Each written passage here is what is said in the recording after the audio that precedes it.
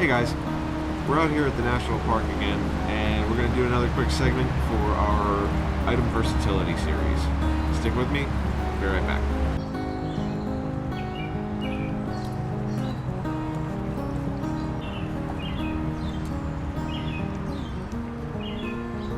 Alright guys, so what I want to talk to you today about is knives. This is a Mora Companion HD, which stands for heavy duty. I've modified this a little bit because it didn't quite suit my needs, but you can pick these knives up for 16 bucks on Amazon, and I mean, you can't really get a better knife for what you're trying to do as far as bushcraft is concerned. If you're trying to be a survivalist and you're trying to be able to chop down a tree with your knife, this ain't gonna cut it. You're gonna need something bigger, something with a wider spine, just more weight and balance. But as far as an everyday carry, just for kicking around the woods and having a good time, going camping, doing all that, these are great knives. Now, as far as the versatility, this is made of high carbon steel. Now, I prefer high carbon steel over stainless steel blade because it enables you to strike sparks off the spine with a hard rock, and at the same time, it's just that little bit easier to keep sharp and to maintain.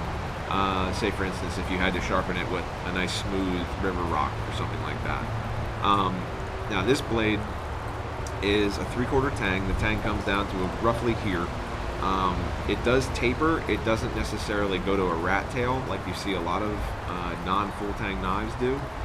But the heavy duty, this model of the Companion, being the heavy duty, just has a thicker grip on it, and the blade is a little bit wider than the standard Companion.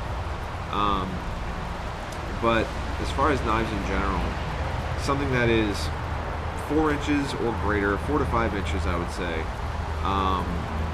and that has a nice rubberized grip, or maybe a micarta grip if you have one of the higher end knives, something that's going to give you a real nice good firm grip in the wet weather, and also be small enough that you can do some fine tasks and also be able to baton through a few larger pieces if you needed to break stuff down and do feather sticks or whatever you like.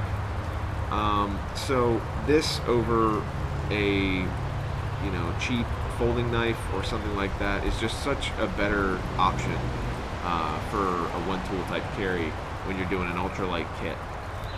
So as far as kit versatility, this is going to give you your most bang for the weight and space that it requires.